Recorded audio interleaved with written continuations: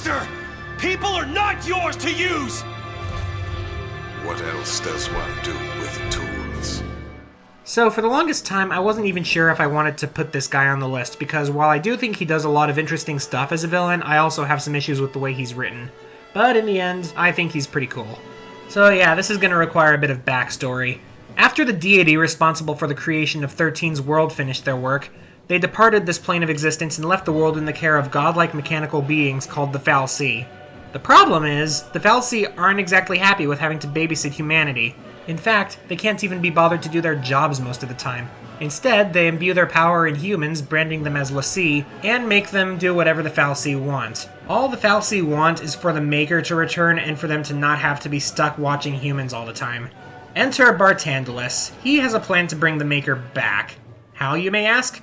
Well, they have a theory that when a person dies, their soul travels down the same road the Maker did after they finished creating the world.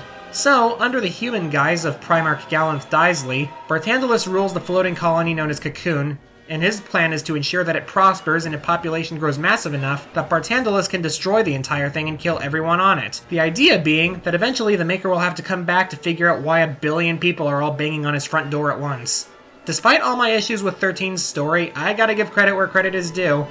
That's one of the more unique motivations I've seen from a Final Fantasy villain. If I'm being honest, that's the entire reason he's even on this list to begin with. I'll admit, though, a lot of my problems with him are more the writing of the game's fault than his own. For example, the game makes a pretty big deal about how manipulative he is and how he's been pulling the strings since day one. However, we see very little of that in action. He does manipulate the main party, but mostly it just boils down to him telling the heroes exactly what his plans are and telling them what to do, and they go right where he expects them to and somehow think they're foiling his plans by doing so. However, his manipulative nature does shine through on occasion, and we do get to see his cunning on full display. For example, throughout 13, we have a resistance faction called the Cavalry who fight against the Fal'cie rule. How does Barthandelus deal with this? Well, as Primarch, he actually steps down from his position of power and appoints as his successor the leader of the Cavalry, which causes the whole group to think that he's turned traitor and destabilize as a result. That's actually pretty clever.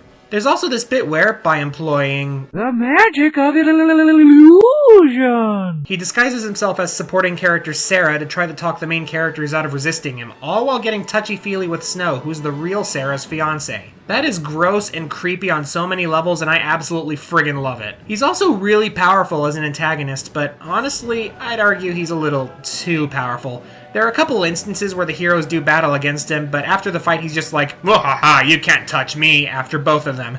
And yeah, he is basically a godlike being fighting against normal humans, but this isn't the way you go about it. Remember Beatrix from Final Fantasy IX?